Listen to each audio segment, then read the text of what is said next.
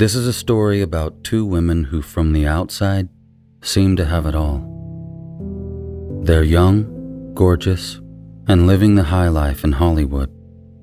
The two party at the most exclusive nightclubs while rubbing elbows with celebrities and gracing runways. One of them is a model, the other a talented designer. Both are absolutely beautiful. But everything came to a tragic end on November 13th, 2021. And if rumored whispers are to be believed, there may be a string of beautiful young women who met a similar fate. 24-year-old Christy Giles was a model working her way up the Hollywood ranks. But that wasn't always the case. The Sun.co.uk reported that Christy's mom described her daughter as a free-spirited young lady and Southern girl who grew up in Alabama. She enjoyed riding horses, fishing, and even shooting guns with her dad. In school, Christy was a successful soccer player, scouted by colleges, and was reportedly so good that she even played on the boys' team. Christy was also an all-county track star who loved to run up to 6 miles a day just for the fun of it. Her mom says that when she was signed to a modeling contract, she had to decide between that or professional sports. Christy chose modeling, but she continued her other passions. Her stunning, exotic looks with wide-set eyes, a sculpted face, and dark wavy hair made Christy stand out in her small southern town. The very same captivating looks led to her modeling career beginning when she was just 14. Christy Giles was also a runner-up for Alabama Teen USA. She was one of the few models who made it, soon getting gigs in LA, where she eventually moved. She was a little different and stood out in Southern California. She had a bohemian heart, and her mom reportedly told the Sun.co.uk that Christy could have easily been a flower child at Woodstock. She donned flower crowns, loved to wear flowing dresses, and even chose to get married in a ceremony at Burning Man. Christy's equally free-spirited husband, Jan Cilliers, is an accomplished photographer whose social media accounts are covered with artsy photos of his beautiful wife.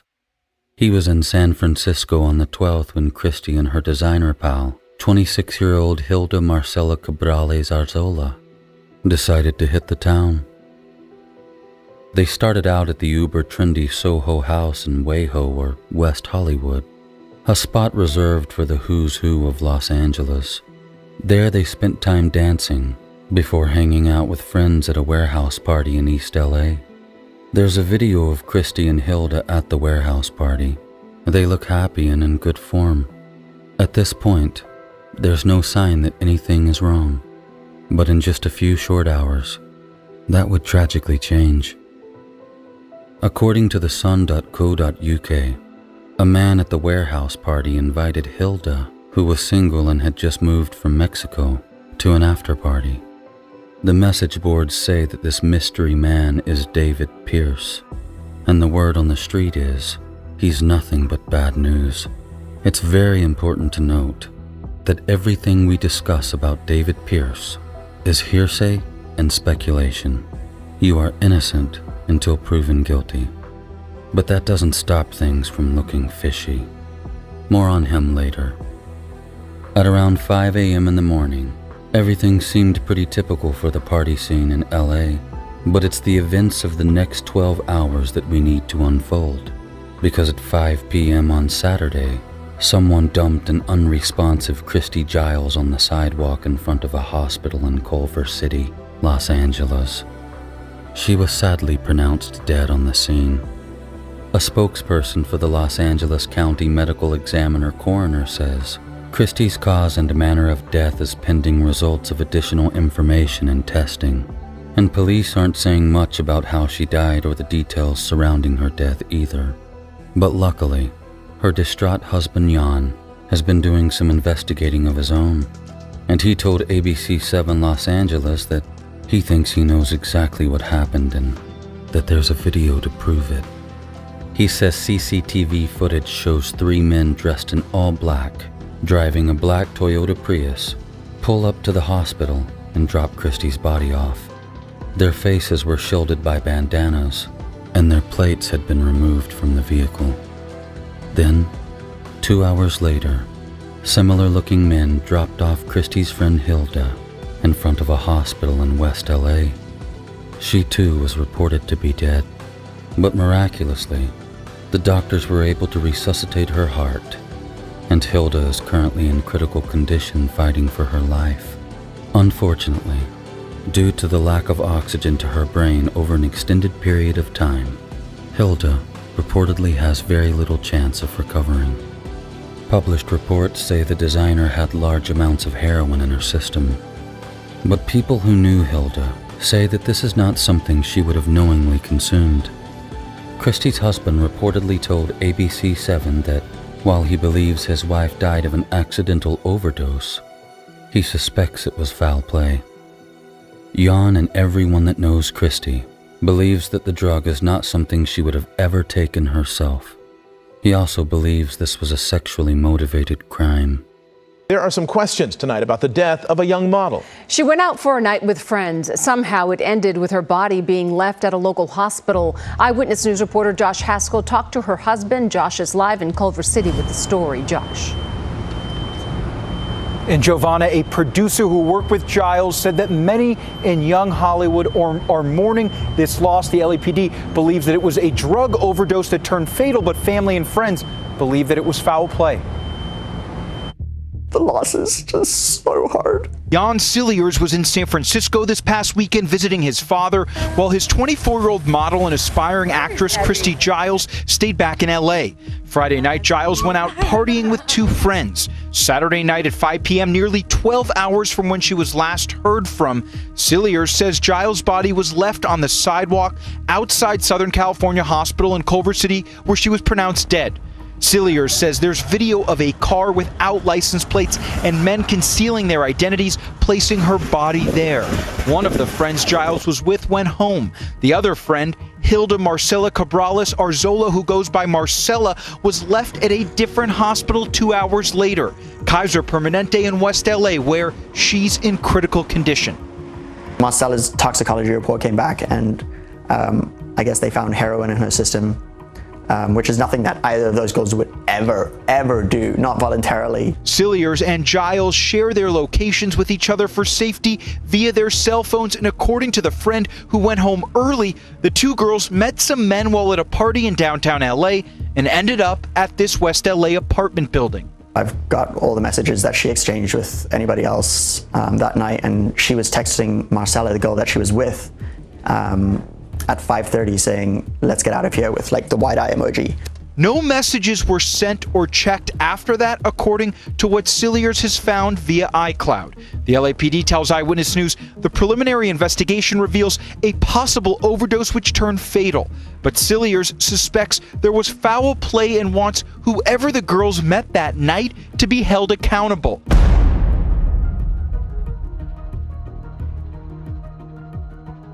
So what could have gone so wrong that night? Let's look at what we know so far. This is a parent's worst nightmare, and Christie's mom, Dusty, is understandably still in shock. She talked to the son about what she's heard. She believes her daughter and Hilda left the warehouse party at about 4:45 a.m., but she believes they never made it to the official after party. As I mentioned, Christie's husband has been desperately digging through clues for answers. He cloud traced her phone records to an apartment complex at 8641 West Olympic Boulevard in Los Angeles. It shows that this was the last place she was before she was callously abandoned at the hospital. In his broadcast interview, Jan says the last text Christie sent to anyone was at 5:38 a.m. The message was to Hilda. It read, "Let's get out of here," followed by a wide eyes emoji. Hilda replied yes and stated that she'd called an Uber. It seems like the women weren't comfortable and didn't want to communicate that in front of whoever they were with. But that's when all communication stopped, and from that point on, Christie never sent or read another message. The Uber Hilda ordered arrived. It waited, and waited, but Hilda never showed up, so the driver left, unaware of the danger his passenger might have been in. Published toxicology reports on Hilda show that, along with heroin, she had trace amounts of cocaine and amphetamine in her system. Messages exchanged between Christy and Hilda also suggest that they were taking coke at the warehouse party. According to the Daily Mail, we know that at around 4:30 a.m., Hilda sent Christy a text asking if she wanted to do a line of coke.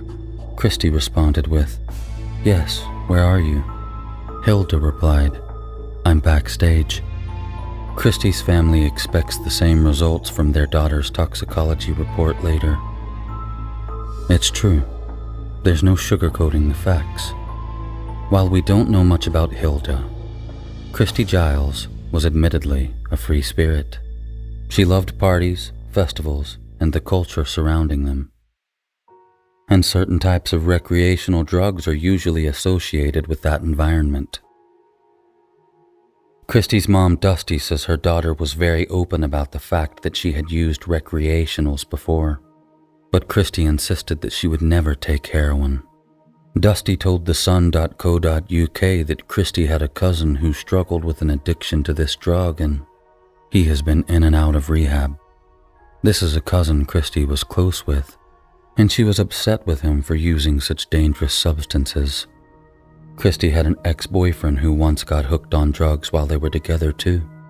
He got out of rehab, and then the next day he overdosed and died. Christy was adamant that she would never ever take heroin. Her mom says Christy once told her about friends who OD'd by taking harder drugs. She said, "It's crazy, Mom.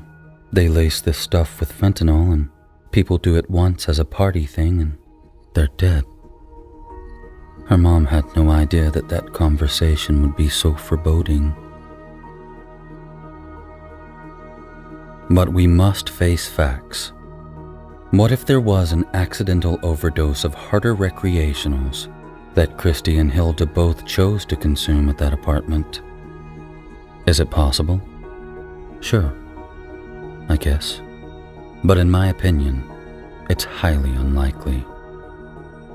As a matter of fact, it makes no sense to me at all given the current information on this case. If someone accidentally OD'd that night, why didn't anyone call 911? Why did they instead hide their faces and remove the license plate from the car before coldly dropping the women off outside the hospital? And why 2 different hospitals? Why were the women dropped off 2 hours apart from each other? I suppose that one might assume that since it was 5 p.m. in downtown LA, perhaps traffic was bad and the 2 separate hospitals were far apart. Well, I checked, and they aren't. According to Google Maps, they're between 9 and 11 minutes away from each other. I can't find any reason why it would take 2 hours to travel between the 2 locations. So the question of why the 2 girls were dropped off at separate hospitals, hours apart from each other, is as of yet still unanswered. But what we do know is that Christy was dropped off first, and that she was dead, and she couldn't be revived. Hilda was dropped off second, and she was dead as well, but she was barely revived. I wonder if the reason for the 2 separate hospitals and different time drop-offs is right there in those details. Perhaps there was a huge mistake made at that apartment. While I still don't believe that these girls OD'd by accident of recreational choice, and at this point I fully suspect malicious foul play of the worst kind, I do think it's possible that killing the 2 women was not the intention of whoever did this. Christy wanted to leave the apartment in under an hour after arriving, as evident in the text she sent Hilda while in the apartment. Hilda confirmed the intention to leave the location in her reply to Christy, and even organized transport. Shortly after that, Christy was never active on her phone again, and Hilda wasn't responding to messages. If Christy Giles clearly wasn't comfortable with the situation, it would be odd in her uneasiness to suddenly decide to inject something recreationally at this time. I mean, to my knowledge, It's not exactly the kind of substance you take before jumping in an Uber, and I feel like something or someone at that party scared her. As a matter of fact, I've been at parties where someone breaks out a substance I'm not comfortable with in the past, like injectables, and I've even sent very similar short-range messages to a friend to avoid being rude or confrontational. I've also sent similar texts when someone who makes me uncomfortable has entered my company and I want to leave. Christy's final message to Hilda appears to me like one of these situations may have been possible. So whose apartment were Christy and Hilda partying at, and why were they seemingly so keen to leave? This is where we get back to the central figure in this case, David Pierce. In the age of online reviews, this guy doesn't even have a 1 star. I mean, the stuff out there about him is pretty bad, or even really bad, and maybe that's an understatement too. To give you an idea, here's a quick sample of some of the stuff I dug up on David Pierce. Again, it's all hearsay, but given the circumstances of the case and where the girls were, I think it's well worth noting. Some posts read, "He is a worthless loser who rapes girls because he cannot get laid. One is pressing charges right now. He will be behind bars soon." Dave Pierce aka Dave Bryant is one of the shadiest, dirtiest dudes there is. Apparently this was his apartment, 8641 Olympic Boulevard. He has a long rap sheet, and has done all sorts of stuff, predatory and disgusting stuff with women. Been hearing about drugging rumors years. He used to roll with Predator Ron Jeremy and Ralph Reckerman. You should implore the police and FBI and media to release his name to the public and see other victims that come forward. I dated and lived with this guy for 4 months, and it was the most emotionally devastating and violent times of my life. I witnessed him steal countless things including money, iPhones, hotel items, and walk out of grocery stores with carts filled to the top. He put Dave, my sexy husband, in my phone the night we met also. He constantly brags about all his pull and connections, yet it always seemed that every door was slammed in his face and no one wanted to do business with him. He preyed upon women constantly and told me I needed to let him fuck lots of other women or I didn't love him. He brought a very young girl home once and started hooking up with her, but once she was extremely uncomfortable. She started saying no repeatedly. Dave refused to stop and I stepped in and told him she'd had enough and to come have sex with me.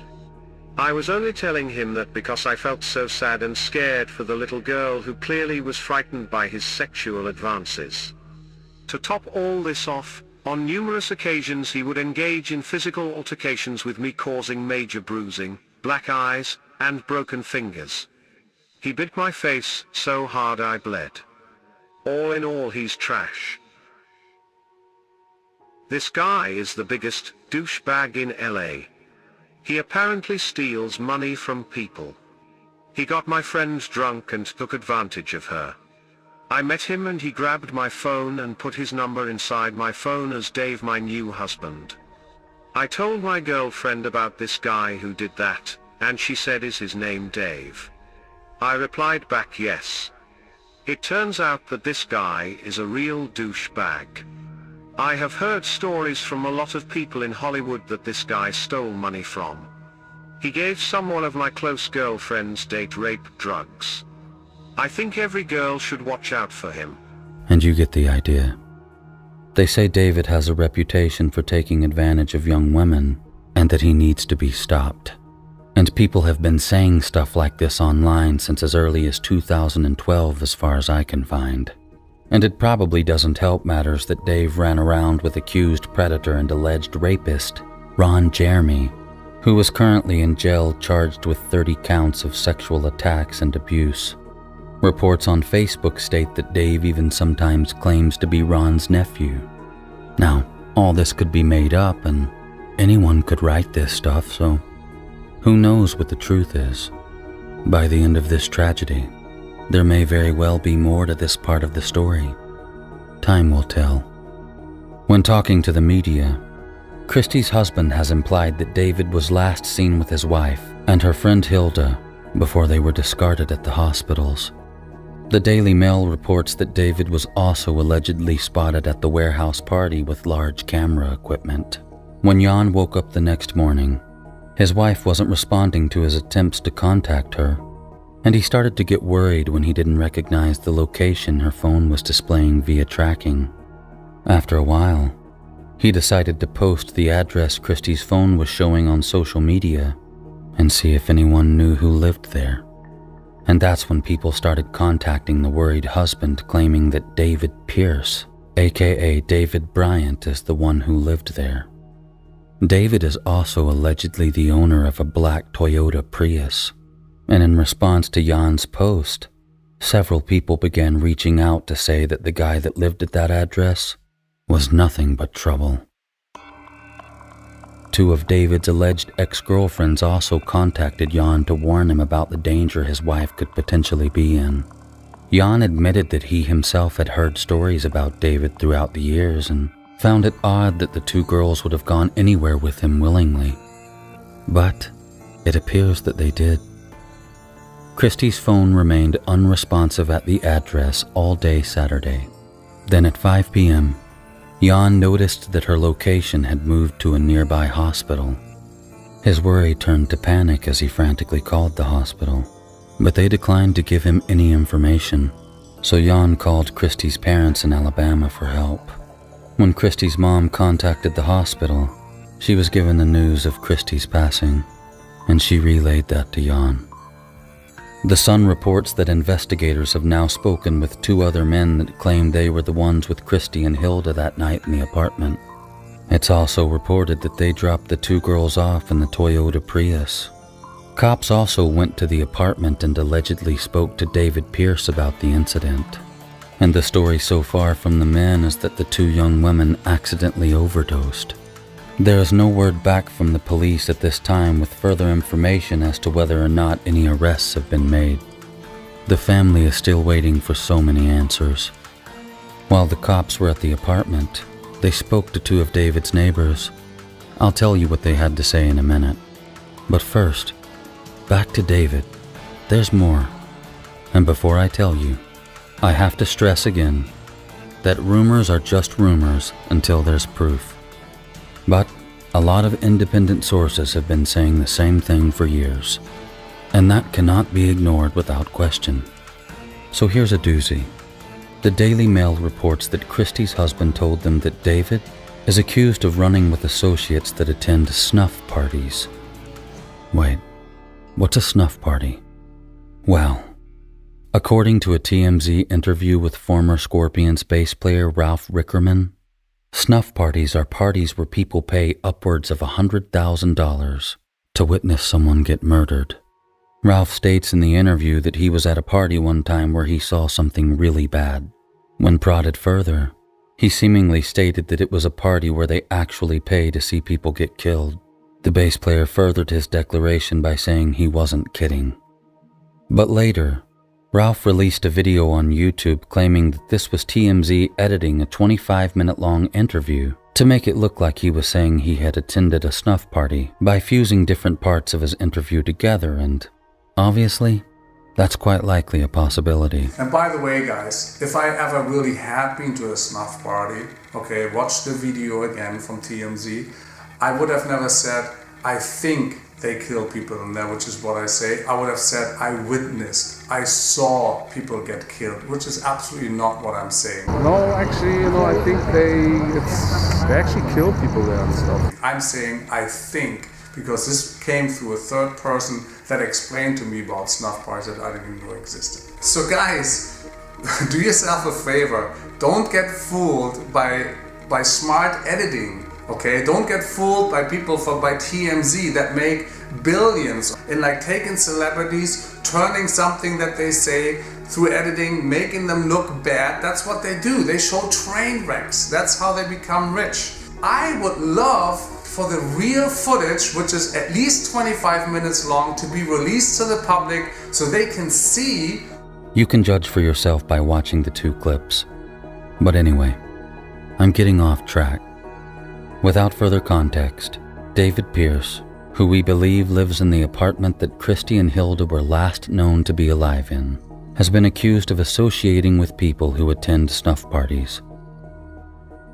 It's reported that one of David's ex-girlfriends wrote, "He's a dangerous person, and I've been contacted by numerous women who've also experienced abuse from him."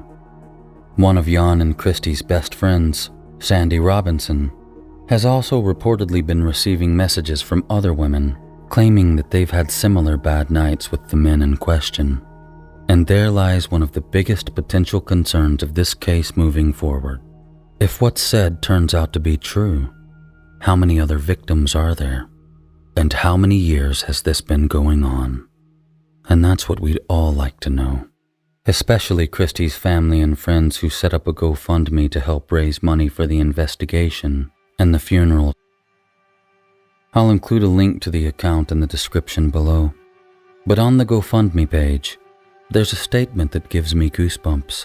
In the description of the fundraiser, the author says, "This story is by no means unique.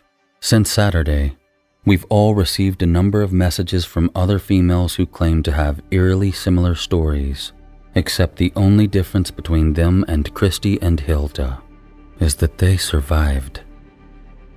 Judging by that, and what we think we know, there very well may be a deeper story or even a rabbit hole."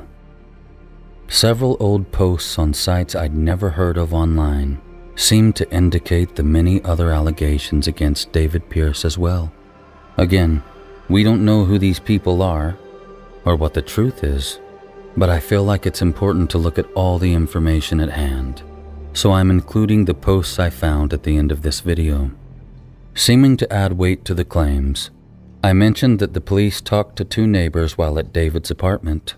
The Sun reports that an unnamed source said, "I heard someone moaning in pain for 5 or 6 or 7 hours all day on Saturday from David Pierce's apartment. I was wondering what it was because there's always very loud noises coming from that apartment. But this was moaning. And it was very weird to me, but he's a weird guy. And I don't want to get on his bad side, so I never confront him. I haven't seen his car for days." Another 75-year-old neighbor also stated that a lot of people have been upset with him already. He makes a lot of noise and there are always people coming and going from his place. What happened to Christy and Hilda? Comment down below and let me know your theories. Were the ladies drugged and attacked? Or is it possible that this is all a big mistake that's being overshadowed by a desperate attempt to evade responsibility of an accidental recreational overdose? Well, based on the information I see right now, which is admittedly one-sided, and pending further investigation, I do believe something absolutely horrible happened to Christy and Hilda at that apartment. Something they did not give consent to. I believe this was not an accidental overdose. I believe this was homicide. But that's just my opinion. And pending further information, that could change. But what do you think happened? Or do you happen to know something about this situation that no one else is talking about? Let me know in the comments down below. Christy's mother, Dusty Giles, believes her daughter was drugged and involved in a sexually motivated attack before she died. Christy's father, Leslie, says she would have fought like hell if she was capable at the time. He's a soldier who served time in Iraq. He states, "My daughter would have fought like hell, and from my understanding from speaking to the emergency room doctor and nurse, they didn't see any visible bruises, scratches, or any indication of an altercation. That's odd if they were forced to do something against their will. But then again, this could indicate them being drugged if another type of assault is detected in a further medical report. I'd also like to know if the girls showed any evidence of prolonged injection use. I mean, if the girls have no track marks on their body linking to heroin abuse in their past, why would they do heroin for the first time when they're so keen to leave a location and they've called an Uber? Well, there are other ways you can take heroin. Perhaps they were given the substance unknowingly, like maybe they thought they were smoking a joint. And if it's something everyone was taking at the party, how come only the 2 girls OD'd? And I know what a lot of you might be thinking. You might be thinking, well, the girls had other stuff in their system. What's to stop them from doing heroin? There's a small point there, but I'll put myself out on the line. When I was about 15 years younger, I too experimented with typical party scene drugs. I never had a problem, and luckily, I never became addicted. But myself, nor anyone else I knew who liked to experiment, would ever in their life have taken heroin. We just didn't see it as a party drug. It was something hard, something dangerous. As far as we were concerned, it was deadly. If we were at a party and someone broke out some needles or heroin, we were out of there. And that went for pretty much everyone I partied with. But again, that's just my story. But it proves that you can experiment and stay away from the real hard stuff.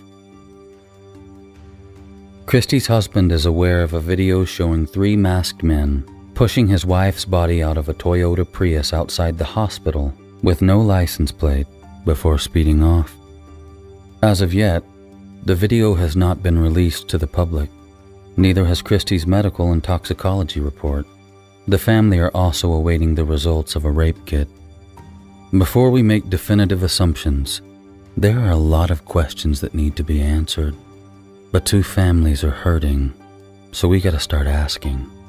There's a chance that this video and your comments just might help uncover some clues, so I'm putting the question down to you. What happened on November 13th of 2021? Accidental overdose? Or is there a serial predator on the loose who just murdered 2 girls? On your screen right now is the latest post from Dusty Giles' Facebook page on this matter. The ending of this video will contain screenshots of the posts that indicate the allegations towards David Pierce. These are, at this point, unconfirmed posts found on gossip sites dating back years and shouldn't be ultimately considered at this time as an indication of David's guilt. This is just the information at hand right now. And again, I think it's worth being aware of. David Pierce hasn't released his side of the story. If he had, I would include it too. But for now, we'll have to wait.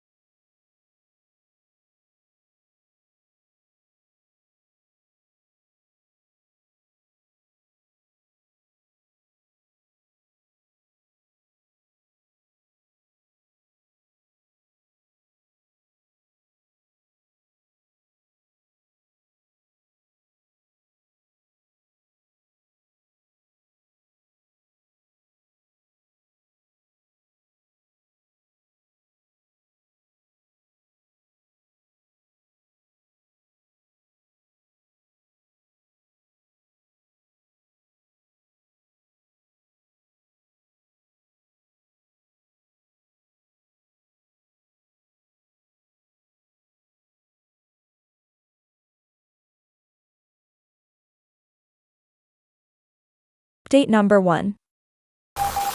What happened in apartment 8641? The story of Christy and Hilda, the 2 women that were left drugged and unresponsive at 2 separate hospitals in LA in November. We knew Christy Giles had passed away on the scene where she was found outside the hospital. Last time we spoke about this case, Christy's friend Hilda, the designer from Mexico, was still fighting for her life. Sadly, not long ago, she too passed away right around the time of her birthday, when her family had to make the very hard decision to take her off life support. There was no chance for her to recover. Rest in peace, Christy and Hilda. But just a couple days ago, 3 men were arrested in connection with this case. One of the men was 47-year-old Michael Ansbach, an ex-cameraman from the TV show Vanderpump Rules, and the second man was 42-year-old Brant Osborne, an extra off NCIS LA. Brant was actually arrested on the set of NCIS LA. Both of these men are believed to have been in the car that dropped off Christy and Hilda at the hospitals. They've been charged with accessory to manslaughter with bail set at $100,000 each. Both Michael Ansbach and Brant Osborne have been released on bail. And the third man that was arrested was none other than 37-year-old David Pierce, the suspect Zoolander wannabe from the original video I made on Christy and Hilda. He's actually Brant Osborne's roommate, and they'd been living at that apartment for about 6 months. Not only has David Pierce been arrested, but his bail is set at $1 million. According to the Daily Beast, David Murrieta Jr., an actor and stuntman, told the Post that Brant Osborne had boasted about the big weekend being the craziest weekend of his life. Osborne reportedly told Murrieta about the party. He said Christy and Hilda came back to the apartment and took a bunch of drugs. Osborne said he left the party for a while, and when he returned, David Pierce told him that Christy was dead. After checking her pulse, they decided not to call 911 and instead try to figure out what to do with her body. I read the speculation. And wouldn't it be better to just tell people what really happened? I mean, I think then you would have a chance to set the record straight, maybe. A lot of what's being written. A lot of what's been written is, do you think? Slander. Slander. Could you tell me about some of the things that are wrong? No comment.